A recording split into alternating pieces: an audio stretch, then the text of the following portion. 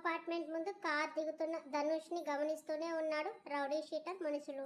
Yashvi apartment ముందు గస్తీ కాసి కొత్త వ్యక్తులు ఎవరు వస్తున్నారా, ఎవరైనా అనుమానంగా తిరుగుతున్నారా చూడమని ఎనీ టైం వాచ్ చేయమని చెప్పిన ఆదిత్య ఆర్డర్ తూచా తప్పకుండా పాటిస్తున్నాడు. ఇంటికి వస్తూనే ఇందిరాగారి కాళ్ళకు దండం పెట్టి thanks aunty, thank you so much, మీరు ఇంత త్వరగా ఒప్పుకుంటారని అనుకోలేదు అన్నాడు సంతోషంగా. అమ్మా నాన్నని వదులుకొని వచ్చావు, కాస్త బాధగా ఉన్నా నీ ప్రేమ కోసం నిలబడ్డావని సంతోషంగా ఉంది బాబు. కాకపోతే అమ్మా నాన్నని ఒప్పించడానికి కూడా ప్రయత్నించు. ఎంతైనా కన్న తల్లిదండ్రులు పుట్టి పెరిగిన పరిస్థితులను బట్టి అలా మాట్లాడి ఉండొచ్చు, కానీ బిడ్డను దూరం చేసుకోవాలని ఏ తల్లి అనుకోదు కదా. నా కూతురు కోసం వాళ్ళని వదిలేయమని నేనైతే అస్సలు చెప్పను. మార్చుకోవడానికి ట్రై చేయి. దూరంగా ఉంటే ఆ దూరం ఎప్పటికీ అలాగే ఉండిపోతుంది. చిన్నవాడివి కదా, నువ్వే అర్థం చేసుకొని అమ్మ మనసు మారిస్తే నేను నిజంగానే సంతోషిస్తాను అని చెప్పారు. రేపు పూజ అవ్వగానే అమ్మ దగ్గరికి వెళ్తాను. తనను ఒప్పించడానికి చూస్తాను ఆంటీ, నా సాయి శక్తిలో ప్రయత్నిస్తాను. నవ్వి మంచిది బాబు అన్నారు. రేపు వెళ్ళడం కుదరదు మరిది గారు అంది అప్పుడే షాపింగ్ నుంచి వచ్చిన యశిక. ఏంటి యశి నువ్వనేది అన్నాడు ధనుష్. రేపు ఈవినింగ్ డిన్నర్కి మా మేడం పిలిచారు, మనందరం వెళ్ళాలి. అవునా మేడం అంటే ఇంకెవరు, మన బాస్ ఆదిత్య సార్ అమ్మగారు అని చెప్పింది. నిజమా అని షాక్ అయ్యాడు ధనుష్. అంత షాక్ అవ్వకు, నీకు వాళ్ళు తెలియకపోయినా వాళ్ళకి నువ్వు తెలుసులే అంది తల్లి ఇస్తున్న కాఫీ తీసుకొని. సరే అయితే ఎల్లుండి వెళ్తాను అన్నాడు. మీ మేడం నిన్ను పిలవడం ఏంటి, నువ్వు పని చేసేది ఎయిర్పోర్ట్లో కదా అని అన్నారు ఇందిరా గారు అనుమానంగా. గతుక్కుమంది నోరు జారినందుకు. అంటే అమ్మ నవ్య గారు మొన్న ఎయిర్పోర్ట్లో కనబడ్డారు. మాటల్లో ధనుష్ కల్పన గురించి చెప్పాను. ఆవిడ వాళ్ళ అమ్మకి చెప్పినట్టు ఉన్నారు. ఆవిడ ఫోన్ చేసి ఇంటికి రమ్మని ఇన్వైట్ చేశారు అని ఎలాగోలా సమాధానం చెప్పింది. ఓ అవునా, కానీ వాళ్ళు పెద్దవాళ్ళమ్మా, మనం ఎలా వెళ్తాం వాళ్ళ ఇంటికి. అలా ఏమనుకోరుమా, మేడం చాలా మంచివారు, రాకపోతే నేను ఫీల్ అవుతాను అన్నారు. అవునా సరేలే, రేపు సాయంత్రం కదా పూజ అయిపోతుంది. ఉదయం పంతులు గారిని త్వరగా రమ్మని చెప్పాను. అవును ఏం పూజ, అవన్నీ నాకు తెలియదు మరిది గారు, మీకు తెలిస్తే చెప్పండి, పెద్దవారు పెళ్లి కూడా అయ్యింది అని వెక్కిరిస్తుంటే వెక్కిరించుకు యశి అన్నాడు. మీరు పెళ్లి చేసుకున్న ముహూర్తం ఎలాంటిదో ఏంటో తెలియదు కదా, ఏమైనా దోషాలు ఉంటే అమ్మాయి అబ్బాయి మీద ఇంట్లో చిన్న శాంతి చేపిస్తే అంతా సర్దుకుంటుంది అని చేపిస్తున్నాను అన్నారు ఇందిరా గారు. అప్పుడు అర్థమైంది వాళ్ళకి. ఆ రాత్రి ధనుష్ సెకండ్ బెడ్రూమ్లో స్టే చేశాడు. పెద్దవాళ్ళు అంగీకరించారు కదా అని కల్పనతో చనువు తీసుకోవాలి అనుకోలేదు అతను. ఎప్పట్లా దూరంగా ఉండాలని అనుకుంటున్నారు కల్పన ధనుష్. పూజ కోసం టైలర్ దగ్గర ఇచ్చిన బట్టలు తీసుకురావడానికి వెళ్ళిన కల్పన వచ్చింది. నైట్ త్వరగా తిని నిద్రపోయారు. మరుసటి రోజు వేకువజామున ఇంట్లో పనులన్నీ ప్రారంభమయ్యాయి. 7 గంటలకు వచ్చిన పంతులు గారు పూజ కూడా స్టార్ట్ చేశారు. దాదాపు 11 గంటలు అయ్యింది ఇద్దరు పేరు మీద శాంతి హోమం చేయించేసరికి. ఆ రోజు కల్పన మెడలో పసుపు తాడుని కూడా మార్పించి యశి తెచ్చిన గోల్డ్ చైన్కి తాళిని గుచ్చి ధనుష్తో కట్టించారు. ప్రసాదాలతో లంచ్ ఫినిష్ చేసుకుని రెస్ట్ తీసుకుని సాయంత్రం యమున గారి ఇంటికి స్టార్ట్ అయ్యారు. కిందకు వచ్చేసరికి కార్ రెడీగా ఉంది. ఆ కార్ చూస్తూనే కాస్త వెనకాడిన ఇందిరా గారు. ఏంటమ్మా ఇంత కారా అన్నారు పడవలా ఉన్న కార్ చూస్తూ. అది ఆదిత్య వాడే కార్, అతను తప్ప ఎవరు వాడరు దాన్ని. అలాంటిది అక్కడ దాన్ని చూస్తూ యశి కూడా షాక్ అయింది. వెంటనే తేరుకుని చూస్తూ అమ్మ నువ్విలా ప్రతిదానికి భయపడకు అంటూ తీసుకెళ్లి కూర్చోబెట్టి మిగతా అందరూ కూర్చున్నాక కార్ కదిలింది. అమ్మ ఇప్పుడే ఇలా ఉంది, ఇంకా ప్యాలెస్ చూస్తే ఏమంటుందో అని భయపడుతూనే ఉంది యశిక. కార్ ప్యాలెస్కి చేరుకునేసరికి గంట పట్టింది. ఇందిరా గారు నిజంగానే షాక్లోనే ఉన్నారు ఆ ప్యాలెస్ని చూస్తూ. చిన్నగా షివర్ అవుతున్న తల్లి చేతులు పట్టుకొని పానిక్ అవ్వకమ్మా ఏం కాదు అని సర్ది చెబుతూ అమ్మని తీసుకొచ్చి తొందరపడ్డానా అని అనుకుంది. కానీ వారి భయాలను పటాపంచం చేస్తూ ఎంట్రన్స్లోనే ఉన్నారు యమున, నవ్య, దివ్యతో పాటు. దివ్యాని చూడగానే వెళ్ళి తనని ఎత్తుకొని కిస్ చేస్తూ ఎలా ఉన్నావు దివ్య బంగారం అని అడిగింది. ఐఎమ్ ఫైన్ యశి అని ఆఫ్టర్నూన్ వచ్చాను అని ముద్దుగా చెప్పింది.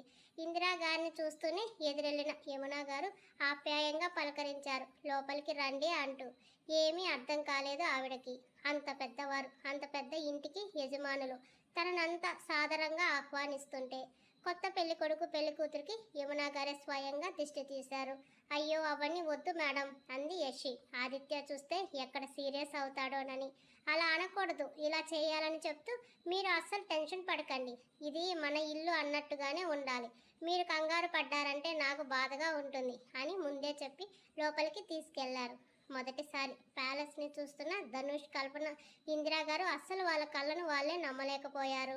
అద్దంలో మెరుస్తున్న భవనం, ఎక్కడికక్కడ ఖరీదైన షో పీసులు బంగారంలో మెరుస్తున్నాయి. వాళ్ళని కూర్చోబెట్టి మర్యాదలు మొదలుపెట్టారు యమున గారు. ఆమెకి బంధువులు ఎవరూ లేకపోవడం, యశిని తమ ఇంటి మనిషిగా అనుకోవడం, ఇప్పుడు ఇలా వాళ్ళ ఫ్యామిలీని ఇంటికి తీసుకురావడం చెప్పలేని సంతోషంగా ఉంది యమున గారికి. కల్పనకి, ధనుష్కి గిఫ్ట్స్ ఇచ్చారు. నవ్యాని వాళ్ళని చూసుకోమని ఇందిరా గారిని చనువుగా కిచెన్లోకి తీసుకువెళ్లారు యమున గారు. బౌల్స్ మీద లిడ్స్ తీసి మీరు టేస్ట్ చేయండి, నచ్చకపోతే ఇప్పుడే చేస్తాను. అయ్యో వద్దండి అంది. అండి ఏంటి ఇందిరా గారు, మీరు పేరు పెట్టి పిలవండి అంటుంటే అమ్మ అంత తొందరగా కలవలేదు మేడం అంది యశిక. ఇదిగో ఈ పిల్లకు కూడా చెప్పాను మేడం అనొద్దని అంటుంటే ఈవిడకి యశికాతో ఇంత చనువు ఏంటో అర్థం కాలేదు ఇందిరా గారికి. మామ్ అన్న ఆదిత్య గొంతుకి అందరూ చూశారు అటువైపు. కానీ ఆదిత్య చూపు మిర్రర్ వర్క్ హాఫ్ శారీలో ఉన్న యశిక మీద నిలిచింది. కుంకుమ పెట్టుకున్న బుజ్జి నుదురు, గంధం పూసిన చెంపలు, న్యూడ్ లిప్స్టిక్తో పోనీ వేసిన జుట్టుకు చుట్టిన మల్లెలు, మెడలో సింపుల్ లాంగ్ హారం, కొత్తగా కలగా కనిపిస్తున్న ఆమెను వీడనంటున్నాయి అతని చూపులు. ఇందిరా గారు మాత్రం వెంటనే గమనించారు ఆదిత్య కళ్ళలో యశిని చూడగానే వచ్చిన మెరుపులు. మరి యశిక గమనించిందో లేదో, తనకి ఎవరైనా గమనిస్తారో లేదోనన్నది కూడా లేకుండా కనురెప్ప మూస్తే ఎక్కడ ఆమె రూపం మాయమవుతుందో అన్నట్టుగా చూస్తున్నాడు. చూపులు పక్కకి జరిగితే కదా. అంతలో ధనుష్ లేచి హలో సార్ అనడంతో ఆమె మీద నుంచి చూపులు మరల్చి హ్యాపీ మ్యారీడ్ లైఫ్ అని విష్ చేశాడు. థ్యాంక్ యూ సార్ అని కల్పనాని చూపించి తను నా వైఫ్ సార్ అన్నాడు. హలో సార్ అంటున్న కల్పనాని చూడలేదు ఆదిత్య. తన వైపు చూస్తున్న యశిక మీదే ఉంది అతని చూపు. అన్నా అంటూ వచ్చిన శివాని నీతో మాట్లాడాలి కమ్ అని కిందనే ఉన్న ఆఫీస్ రూమ్కి తీసుకెళ్లాడు. కల్పన హలో అన్న ఆదిత్య చూడకపోవడంతో ధనుష్ వైపు చూసింది అయోమయంగా. ఆదిత్య చూపుల్లో చూటితనానికి ఇప్పుడే వస్తానని కల్పనకి చెప్పి వెళ్ళాడు ధనుష్. ఫైల్స్తో వెనకే శివ కూడా వెళ్ళడంతో డోర్స్ క్లోజ్ అయ్యాయి. మీ అబ్బాయి ఏం చేస్తుంటారండి అని అడిగింది యమున గారిని. ఎదురుగా ఉన్న యశికాని చూస్తూ బిజినెస్ చేస్తుంటాడు అంది. యశి లెట్స్ గో ఆడుకుందాం అని దివ్య గార్డెన్లోకి లాక్కెళ్తే వెంటే కల్పన, నవ్య వెళ్లారు. యమున గారితో మాట్లాడుతున్న ఇందిరా గారికి వారిది కూడా ప్రేమ వివాహం అని తెలిసి నిజమా అన్నట్టు ఆశ్చర్యంగా చూశారు. రండి ఇల్లు చూద్దాం, మీరు ఇంకా కంగారుగానే ఉన్నారు అంటుంటే వద్దండి అలా కూర్చుంటాను, కాళ్ళు కాస్త నొప్పులుగా ఉన్నాయి అన్నారు ఆమె. అయ్యో అవునా, డాక్టర్ దగ్గరికి వెళ్దామా అంటుంటే అవసరం లేదండి టాబ్లెట్స్ వేసుకున్నాను అంటున్న ఆవిడని సోఫాలో కూర్చోబెట్టి లలితమ్మని పిలిచి త్వరగా డిన్నర్కి ఏర్పాట్లు చేయమంది. ధనుష్ శివ వెళ్ళేసరికి సిస్టమ్ చూస్తున్నాడు ఆదిత్య. ధనుష్ని కూర్చోమని చెప్పి శివ ఇచ్చిన పెన్ డ్రైవ్ సిస్టమ్కి అటాచ్ చేశాడు. మీ వాళ్ళ వల్ల నీ వైఫ్ ఫ్యామిలీకి రిస్క్ ఉందని తెలుసా అని కూర్చున్న ధనుష్ని చూస్తూ అడిగాడు. తెలుసు సార్, పెళ్లి చేసుకున్న రోజు స్టేషన్లో కంప్లైంట్ కూడా ఇచ్చాను, మాకు ఎలాంటి హాని జరిగినా వాళ్ళదే బాధ్యత అని. అందుకే వాళ్ళు ఇప్పుడు సైలెంట్గా ఉన్నారని అనుకుంటున్నావా ఐబ్రో ఆఫ్ చేస్తూ అడిగాడు. నా ఫ్రెండ్స్ కొంతమంది వాళ్ళని ఫాలో అవుతున్నారు సార్, ఏదైనా ఉంటే కాల్ చేస్తారు. మీ మామయ్య కూతుర్నే ఇచ్చి పెళ్లి చేయడానికి రీజన్ అమ్మ వాళ్ళ పుట్టింటి వాళ్ళకి ఆస్తులు బాగానే ఉన్నాయి, కాకపోతే ఇంట్లో మా అమ్మగారు మాత్రమే ఆడపిల్ల, ఆమెకు వాటాగా చాలా ఆస్తి వచ్చింది. నేను ఒక్కడనే కొడుకుని అవ్వడంతో ఆస్తి కోసం నన్ను ఇంటి అల్లుడుగా చేసుకోవాలని చూస్తున్నారు, కానీ నాకు ఇష్టం లేదు అని సిన్సియర్గా చెప్పాడు ధనుష్. ఒక్కడివే ఉంటున్నావు, వాళ్ళు ఏమైనా అటాక్ చేస్తే నిన్ను నువ్వు ఎలా సేవ్ చేసుకుంటావు, నీ వైఫ్ ఫ్యామిలీని ఎలా కాపాడుతావు, పోలీసు వాళ్ళు నువ్వు ఇచ్చిన కంప్లైంట్ తీసుకున్నారని ధీమాగా తిరుగుతున్నావు, డబ్బులు పడేస్తే ఎఫ్ఐఆర్ని కూడా మాయం చేసే అంత గనులు ఉన్నారని తెలియదా? తెలుసు సార్, ప్రాబ్లం ఏదైనా సరే ధైర్యంగా పోరాడాలని నిర్ణయించుకున్నాం, వాళ్ళకి భయపడి ఇంట్లోనే కూర్చుంటే మేము ఎలా బ్రతకాలి? ఇదే విషయం యశికాకి వాళ్ళ అమ్మగారికి కూడా చెప్పాను అన్నాడు. వాళ్ళకేం తెలుసు ఎలాంటి ప్రమాదం పొంచి ఉందో, నిన్ను కంగారు పెట్టడం ఇష్టం లేక వాళ్ళు ఒప్పుకుని ఉండొచ్చు. నిజమే సార్, కానీ నేను హెల్ప్లెస్ అయ్యాను, ఏం చేయమంటారు? మా అమ్మ మాట విని ఇష్టం లేని పెళ్లి చేసుకుని కల్పనకి అన్యాయం చేయలేను, తనని తప్ప వేరొకరిని నా వైఫ్గా ఊహించుకోలేను, నా మనసు నిండా తనే నిండిపోయి ఉంది అని చెప్తుంటే అతని కళ్ళలో నిజాయితీ, ప్రేమ కనిపించాయి. ఇక్కడికి కాస్త దూరంలోనే నా బంగ్లా ఉంది. నీకు మీ ఫ్యామిలీకి సెక్యూరిటీ అరేంజ్ చేస్తాను. 24/7 ఫుల్ సెక్యూరిటీ ఉంటుంది. అక్కడికి షిఫ్ట్ అవ్వండి. మిమ్మల్ని ఫాలో అవుతూ ఉంటారు. ఎక్కడికి వెళ్ళినా ఎలాంటి ఇబ్బంది లేదు అని ఆదిత్య చెప్తుంటే ఆశ్చర్యపోయాడు ధనుష్. మీరు ఎందుకు సార్ ఇవన్నీ చేయడం అని అడిగాడు. నీకు ప్రాణాలు కావాలా, సమాధానం కావాలా అన్నాడు. ప్రాణాలే కావాలి సార్, కానీ అని నసుగుతుంటే క్వశ్చన్స్ అడగకుండా చెప్పిన పని చెయ్యి. అక్కడికి షిఫ్ట్ అయితే మీ ఫ్యామిలీ సేఫ్గా ఉంటుంది. లేదంటే ఇప్పుడు నువ్వు సైలెంట్ అయ్యి కొన్ని రోజులకు దాన్ని తేలికగా తీసుకున్నావని వాళ్ళకి తెలిస్తే దెబ్బ కొడతారు. నిన్నేం చెయ్యరు ఆస్తి కోసం. నిన్ను నమ్మిన ఫ్యామిలీని, నీతో వచ్చిన నీ భార్యని చంపేస్తారు. అప్పుడు ఏం చేస్తావు? వాళ్ళకి లొంగిపోయి వేరే అమ్మాయిని పెళ్లి చేసుకుని వెళ్తావా అన్నాడు. లేదు సార్, అలా ఎప్పటికీ జరగకూడదు. నా వల్ల వాళ్ళకి ఎలాంటి ప్రమాదం జరగకూడదు. అయితే నేను చెప్పినట్లు చెయ్యి. వాళ్ళని ఎలా ఒప్పిస్తావో నీ ఇష్టం. అక్కడికి షిఫ్ట్ అవ్వాలనుకుంటే శివాకి ఫోన్ చేస్తే అన్నీ తను చూసుకుంటాడు అని చెప్పి ఫైల్ మీద సైన్ చేసి శివాకి ఇచ్చి బయటికి వచ్చాడు. శివాని అడిగాడు, ఇవన్నీ ఎందుకు చేస్తున్నారన్నా అని. మిమ్మల్ని ఈ ఫ్యామిలీతో కలుపుకుంటున్నాడు కాబట్టి. అన్న మీకు ఫేవర్ చేస్తున్నారు. లేదంటే ఈ ఇంటి దరిదాపుల్లో కూడా రానిచ్చేవారు కాదు. ధనుష్కి కూడా నిజమే అనిపించింది. సగం కూడా ఉండదు ఆస్తి ఆ ప్యాలెస్లో అతనిది. ఆదిత్య తోడు సహాయం ఉంటే తనకి యశి ఫ్యామిలీకి ఎలాంటి ఇబ్బంది ఉండదని ఆలోచించాడు ధనుష్. ఆంటీ వాళ్ళని ఒప్పించి చెప్తానన్నాడు. త్వరగా ఒప్పించమని చెప్పి వెళ్దాం పదా అని తీసుకొచ్చాడు శివ. ఇందిరా గారు యమునా గారితో మాట్లాడుతున్న ధ్యాసంతా యశి మీదే ఉంది. తనకేంటి అంత చనువు ఈ ఇంట్లో వాళ్ళతో అని. ఇప్పటి వరకు వాళ్ళు ఎవరో కూడా తనకి తెలియదు. యశికాతో క్లోజ్గా ఇంట్లో వాళ్ళలా ఉన్నారు. చిన్న పాప నుంచి యమునా గారి వరకు. ముఖ్యంగా ఆదిత్య. అతని మనసులో యశి మీద అభిప్రాయం ఏంటి? మొన్న ఇంటికి వచ్చినప్పుడు కూడా యశిని స్టేర్ చేసేలా అతడు చూడటం తను గమనించింది. కానీ యశికి అవేమీ పట్టినట్టు కూడా లేదు. అంతవరకు తనకి సంతోషమే. కానీ వీళ్ళ మాటలు చేతలు చూపించే అభిమానం చూస్తుంటే ఎంప్లాయీ ఫ్యామిలీని చూస్తున్నట్టు లేదు. ఏదో సంబంధం కలుపుకునే వారికి చూపే శ్రద్ధ కనబడుతుంది. అస్సలు ఇంత చనువుగా వాళ్ళతో పరిచయం ఎప్పుడు జరిగింది? ఈ విషయం యశిని అడగాలి అనుకుంది. నవ్య కూడా తనతో ఎంతో ఆప్యాయంగా పలకరించడం ఆమె మర్చిపోలేదు. ఆలోచనల్లో ఉన్న ఇందిరా గారిని నమస్తే మేడం అన్న డాక్టర్ వాయిస్ కి తేరుకుని చూడగా, ఇదిగోండి డాక్టర్, ఆమెనే మా బంధువు, కాళ్ళు నొప్పులు అంటున్నారు, కాస్త చూడండి అన్నారు యమునా గారు. ఇంత చిన్న విషయానికి ఇప్పుడు ఇవన్నీ ఎందుకమ్మా అంది కంగారు పడుతూ. ఇప్పుడు చిన్నదని వదిలేస్తే రేపు మొండి నొప్పిగా మారుతుందండి. మీరు భయపడకండి, మన ఫ్యామిలీ డాక్టర్ని అంటూ మీరు చూడండి అన్నారు. చెక్ చేసిన డాక్టర్ ఒకేసారిగా ఎక్కువగా నడిచి అలసిపోయారు. అలవాటు లేక కాళ్ళు వాచాయి. కాసేపు అలా గార్డెన్లో గ్రాస్ మీద వాకింగ్ చేయండి. Daily morning evening 1 hour walking చేస్తే మీ హెల్త్కి కూడా చాలా మంచిది. ఎప్పుడు ఇంట్లోనే 4 గోడల మధ్య ఉంటే హెల్త్కి అంత మంచిది కాదని చెప్పి పెయిన్ కిల్లర్స్ ఇచ్చారు. నేను వాడే మందులు వేరేవి డాక్టర్ అన్నారు ఆమె. ఇవి కాస్ట్లీ మెడిసిన్ అమ్మా, త్వరగా రిలీఫ్ ఉంటుందని చెప్పి వెళ్ళిపోయాడు. మేడ్ తెచ్చిన ఫ్రూట్ జ్యూస్ ఇస్తూ మీరు ఇంట్లోనే ఉంటారా అని అడిగారు యమునా గారు. అవునండి అంది. డాక్టర్ చెప్పారు కదా ఉదయం సాయంత్రం వాకింగ్ చేయమని. ఎప్పుడు ఇంట్లోనే ఉంటే లోకం ఏం తెలుస్తుంది? ఒక పని చేయండి, ప్రతి వారంలో ఒక రోజు వీలు చూసుకుని నేను మీ ఇంటికి వస్తాను. మనం ఆశ్రమంకి వెళ్దాం. ఒక రోజంతా అక్కడ గడిపామంటే మనసంతా తేలిగ్గా అయిపోతుంది. నాకు కూడా అప్పుడప్పుడు ఈ బంగ్లాలో ఉండి దిక్కు తోచకుండా ఉంటుంది. అందుకే ఆశ్రమంకి వెళ్ళి వస్తూ ఉంటాను. మీరు వస్తానంటే ప్రతి వారం వీలు చూసుకుని ఇద్దరం వెళ్దాం అని చెప్తుంటే ఏం చెప్పాలో తెలియక ఆలోచిస్తున్నారు ఇందిరా గారు. అమ్మ చెప్పినట్టు చెయ్యండి. అక్కడ మీ ఏజ్ పీపుల్ చాలా మంది ఉంటారు. మైండ్ రిలాక్స్ అవుతుంది అన్నాడు అప్పుడే వచ్చిన ఆదిత్య. ఆవిడ పైకి లేవబోతుంటే ప్లీజ్ మీరు పెద్దవాళ్ళు కూర్చోండి అన్నాడు. కూర్చున్న ఆవిడతో ధనుష్ ఫ్యామిలీ గురించి మీకు తెలుసా అని అడిగాడు. తెలుసు బాబు అంది. మీరు కాస్త జాగ్రత్తగా ఉండాలి. ఒంటరిగా బయటకు వెళ్ళడం లాంటివి చెయ్యకండి.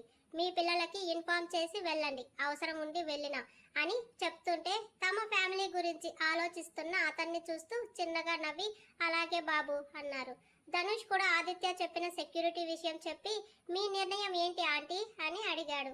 ఏం చెప్పాలో అర్థం కాక అయోమయంగా చూస్తూ యశికాకి చెప్పు బాబు అంది. అప్పుడే లోనికి వస్తున్న యశిక ఏం చెప్పాలి మా అని అడుగుతుంటే ఆమె విషయం చెప్పారు. ఆదిత్యాన్ని చూసింది. దివ్యాని తీసుకుని దూరంగా వెళ్ళి ఆడిస్తున్నాడు. ఏమంటావు యశి అని అడిగారు యమునా గారు. ఎప్పుడో ఏదో జరుగుతుందని ఎవరికో భయపడుతూ సెక్యూరిటీ వేసుకొని తిరిగేంత రేంజ్ మాది కాదు. తలరాత ఎలా రాసిపెట్టి ఉంటే ఎక్కడ ఉన్న ఆపదని ఆపలేం మేడం. చట్టం అన్నది ఒకటి ఉంటుంది కదా, అదే మమ్మల్ని కాపాడుతుందని నీతి బోధిస్తున్న యశిక వైపు చురుగ్గా చూశాడు ఆదిత్య. అతని కళ్ళు ఎంత ఎర్రగా ఉన్నాయంటే అగ్నిగుండాలని తలపిస్తున్నాయి. ఒక్క నిమిషం అక్కడ నిశ్శబ్దం రాజ్యమేలగా, అది కాదు యశి, మనం ఉన్నదే నలుగురం, నువ్వు ధనుష్ బయటే ఉంటారు, ఎవరు ఎప్పుడు అటాక్ చేస్తారో తెలియదు కదా అన్నారు ఇందిరా గారు. మనల్ని మనం కాపాడుకోలేనప్పుడు బతికినా ఒకటే సచ్చినా ఒకటే అమ్మ అని ధనుష్ని చూసి, అమ్మ చెప్పినట్టు మీ అమ్మగారితో మాట్లాడి ఒప్పించు ధనుష్, ఆవిడని ఒప్పిస్తే ప్రాబ్లం సాల్వ్ అయిపోతుంది, ఆ పని చేయి ముందు, అంతేకాని వాళ్ళకి వీళ్ళకి భయపడి దాక్కున్నామంటే మనం తప్పు చేసినట్టే కదా అనడంతో ఎవరు ఏమీ మాట్లాడలేకపోయారు. ఆదిత్య పాపని తీసుకొని ఎప్పుడో అక్కడి నుంచి వెళ్ళిపోతే పరిస్థితి చక్కదిద్దుతూ, ధనుష్ నువ్వు మీ అమ్మగారితో మాట్లాడు, ఆవిడ్ని ఒప్పించు, కల్పనని మీ ఇంటికి తీసుకురమ్మంటే అసలేం గొడవ సమస్య ఉండదు కదా అన్నారు యమున గారు. తను సరే అనడంతో, టైం అవుతుంది రండి అందరం భోజనం చేద్దాం అనడంతో అందరూ కదిలారు. మా ఆదిత్య దివ్య పైన ఉన్నారు, నేను డిన్నర్ తీసుకువెళ్తానని భోజనం తీసుకుని నవ్య వెళ్తుంటే సైలెంట్గా తిని చెయ్యి కడుక్కుంది యశిక. ఆదిత్య హెల్ప్ తీసుకోవడం తనకి ఇష్టం లేదు. భయపడి దాక్కోవాల్సిన అవసరం వాళ్ళకేంటి, ఏం తప్పు చేశారని తన మనసుకు తనే చెప్పుకొని వాళ్ళకి చెప్పి ఇంటికి స్టార్ట్ అవుతుంటే కల్పనకి ధనుష్కి కొత్త బట్టలు పెట్టి నెక్లెస్ సెట్ గిఫ్ట్ చేశారు యమున గారు. యశిక వద్దు అంటున్నా ఊరుకోలేదు. ఎందుకు ఈమెకు అర్థం కాదు, ఇప్పుడు ఇవన్నీ తీసుకుంటే రేపటి రోజున తిరిగి ఇవ్వడానికి తను ఎంత ఇబ్బంది పడుతుందని లేదా? యమున గారిని కూడా ఇంటికి రమ్మని ఆహ్వానించడంతో తప్పకుండా వస్తానన్నారు ఆమె. అపార్ట్మెంట్ చేరుకున్నాక ధనుష్ తల్లిని కలవడానికి వెళ్తానడంతో అతన్ని ఇంటి దగ్గర డ్రాప్ చేస్తానన్నాడు డ్రైవర్. సరే అని అతనికి జాగ్రత్తలు చెప్పి పంపిస్తుంటే కల్పనని చూశాడు. ఆమె కళ్ళు నీళ్లతో నిండి ఉన్నాయి.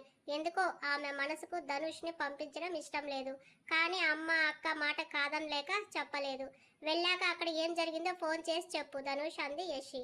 అలాగే, మీరు జాగ్రత్తగా ఉండండి అని వాళ్ళకి బాయ్ చెప్పి డ్రైవర్తో వెళ్ళాడు. కార్ వెళ్ళిపోతుంటే అలాగే చూస్తూ ఉంది కల్పన. ఎందుకు కల్పన ఇంత దిగులుగా ఉన్నావు? నీకోసమే కదా వెళ్ళాడు. తను వెళ్ళిన పని సక్సెస్ అవ్వాలని, మీ అత్తగారు మీ పెళ్ళికి సరే అనాలని జీసస్కి ప్రేయర్ చేయమని చెప్తూ ఇంట్లోకి తీసుకొచ్చింది. వాళ్ళతో నీకంత చనువు ఎప్పుడు వచ్చింది యశిక అని అడిగింది సోఫాలో కూర్చున్న యశిని చూసి ఇందిరా గారు. ఊహించని ఆ ప్రశ్నకి నివ్వెరపోయింది. ఆ ఇంట్లో వాళ్ళతో ఆఖరికి అప్పుడప్పుడు వచ్చే ఆ చిన్న పాపతో నీకు అంత బాండింగ్ ఎప్పుడు కుదిరింది? నువ్వు చేసే ఉద్యోగంలో నాకు ఫోన్ చేయడానికి టైం ఉండదు, అలాంటిది వాళ్ళతో నువ్వు అలా చనువుగా మాట్లాడుతుంటే నమ్మలేకపోతున్నాను.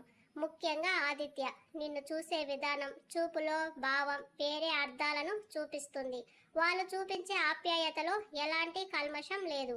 కానీ అంతలా వాళ్ళు నీకు స్టిక్ అవ్వడానికి కారణం ఏంటని ప్రశ్నించారు ఇందిరా గారు. ఆశ్చర్యంగా చూసింది యశి. చెప్పు, ఒక ఎంప్లాయీగా మన కుటుంబం మీద ఏంటి వాళ్ళకి అంత అపేక్ష?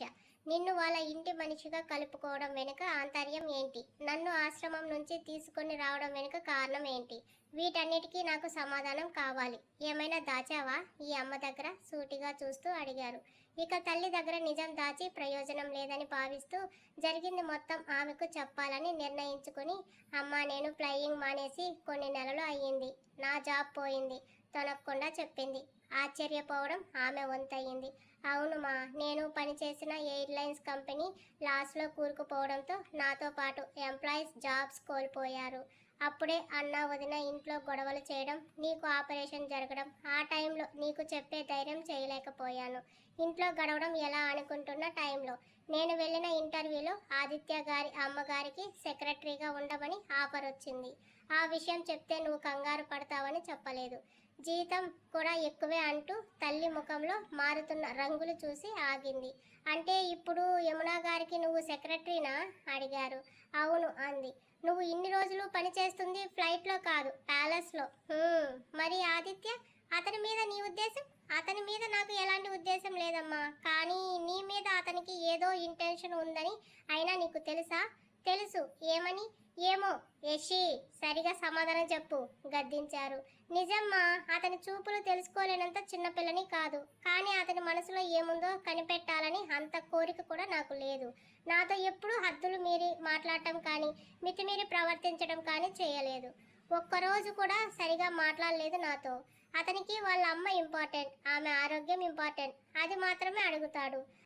కానీ అతని చూపులు ఏం చెప్పాలో తెలియక మౌనంగా ఉండిపోయింది యశి. నీ మీద ఆరాధనతో చూసే చూపులవి, చెప్పారు ఇందిరాగారు. అమ్మా, అవును, అతని బిహేవియర్ నాకు కూడా నచ్చింది. మాట్లాడే తీరులో డబ్బు ఉందన్న గర్వం ఏమాత్రం లేదు. కానీ అతను మనసులో నీ మీద ఇష్టం ఉందని మాత్రం అర్థమయ్యింది.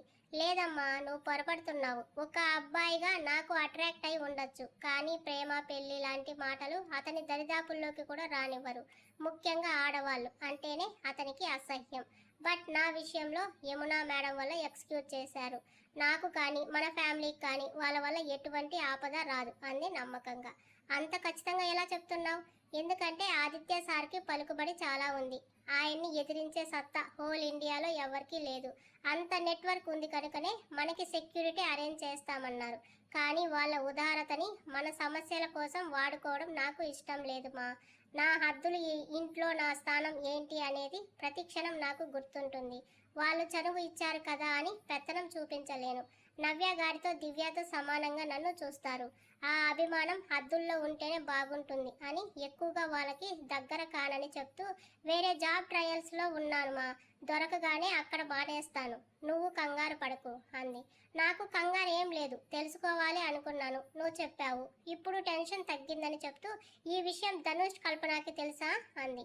తెలుసు. సరే, లేట్ అయింది, వెళ్ళి పడుకో అని ఆమె కూడా నిద్రపోవడానికి వెళ్తే తన రూమ్లోకి వచ్చిన యశి ఫ్రెష్ అయ్యి నిద్ర రాక బాల్కనీలోకి వచ్చింది.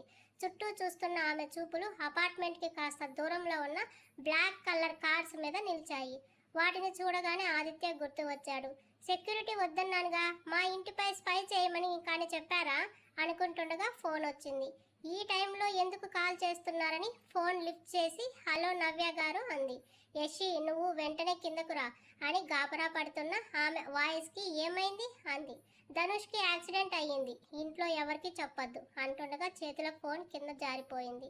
హలో యశి, టెన్షన్ పడొద్దు అంటున్న నవ్య వాయిస్కి తేరుకుని కింద పడిన ఫోన్ తీసుకుని లోనికి వస్తున్నానని చెప్పి కల్పనని చూసింది. బెంగగా ఉంది ధనుష్ వెళ్ళినప్పటి నుంచి. అదే ఆలోచిస్తూ అంతకు ముందే నిద్రపోయింది. ఇప్పుడు ఈ విషయం తెలిస్తే ఓదార్చడం ఎవ్వరి తరం కాదని డోర్ క్లోజ్ చేసి హాల్లోకి వచ్చిన తను వాళ్ళ అమ్మగారితో అయినా చెప్పాలని అనుకున్న ఎప్పట్లా ఆమె ఆరోగ్యం పరిస్థితి ముందుకు అడుగు వేయనివ్వలేదు. వాళ్లకు చెప్పి టెన్షన్ పెట్టడం కంటే అసలు ధనుష్ పరిస్థితి ఏంటో తెలుసుకోవాలని మెయిన్ డోర్ లాక్ చేసుకుని ఫాస్ట్గా మెట్లు దిగి కిందకు వచ్చేసరికి అప్పుడే వచ్చింది నవ్య. టెన్షన్తో ధనుష్కి ఏమైందోనన్న భయంతోనే గుండె దడగా ఉండి కళ్ళలో నీళ్లు తిరుగుతున్నాయి. తనకి మరిది కాకముందే క్లోజెస్ట్ ఫ్రెండ్, తనని కష్టాల నుంచి సేవ్ చేశాడు, ప్రొటెక్ట్ చేశాడు, హెల్ప్ చేశాడు. అలాంటి అతనికి ఇప్పుడు ఇలా ఏంటి, అది కూడా కల్పన లైఫ్లోకి వచ్చాక. తలుచుకుంటుంటేనే దుఃఖం పొంగుకొస్తుంటే వేగంగా కారు వద్దకు వెళ్ళింది. ఏం మాట్లాడకుండా డోర్ ఓపెన్ చేసింది నవ్య. యశి కూర్చోగానే కార్ రివ్వున వెళ్ళింది. యాక్సిడెంట్ అని మీకు ఎలా తెలిసింది నవ్య గారు? అంటే ఎవరు చెప్పారు అంది బుగ్గ మీద కారుతున్న నీళ్లు తుడుచుకుంటూ. ఇక్కడ మన సెక్యూరిటీ ధనుష్ని ఫాలో చేశారు. ధనుష్ వెళ్తున్న కార్కి కాస్త దూరంలోనే వెళ్తున్న వాళ్ళు ఊహించే లోపే ఒక ట్రక్ వేగంగా వచ్చి కార్ని బలంగా హిట్ కొట్టింది. శివాకి ఫోన్ చేసి ధనుష్ని దగ్గరలో ఉన్న హాస్పిటల్లో జాయిన్ చేశారు. ఆదిత్య నీకు విషయం చెప్పి తీసుకురమ్మని పంపించి తను హాస్పిటల్కి వెళ్ళారు అంది. ఆ ట్రక్ నెంబర్ ఏమైనా చూసారని అడిగారా అంది. ఇంకా ఏమీ తెలియదు, ఆది చూసుకుంటాడు. అమ్మ వాళ్ళకి చెప్పలేదు కదా అని అడిగింది. లేదు చెప్పలేదు, భయపడతారు, ముఖ్యంగా కల్పన. తను తట్టుకోలేదు, దుఃఖపు గొంతుతో చెప్తుంటే ఏం కాదు ధైర్యం చెప్తూ సెక్యూరిటీ ఇస్తానంటే వద్దని ఎందుకన్నావు? ఇప్పుడు చూడు ఎంతవరకు వచ్చిందో.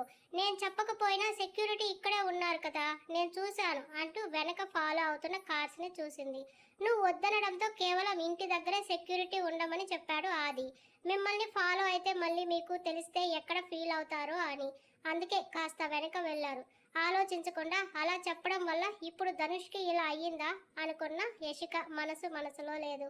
హాస్పిటల్కి చేరుకున్నాక శివ కిందనే ఉండడంతో నేరుగా ధనుష్ ఉన్న ఫ్లోర్కి తీసుకెళ్లాడు. ఏమైంది శివ, ఏమైనా తెలిసిందా అంది నవ్య. తలకి బలంగా ఇంజూరీ అయ్యింది నవ్య, బ్లడ్ బాగా పోయింది. నాకు తెలిసి కష్టమే. ధనుష్ పరిస్థితి చూసిన శివ అనుకోకుండా అనేసిన మాటకి యశిక అక్కడే ఆగిపోయింది. ముందుకు వెళ్తున్న నవ్య వెనక్కి తిరిగి యశ్విని చూసి ఎప్పుడు ఏం మాట్లాడాలో తెలియదా అని శివాని కోప్పడి డాక్టర్స్ ఉన్నారుగా చూసుకుంటారు పద వెళ్దాం అంటున్నా కదలలేదు ఆమె.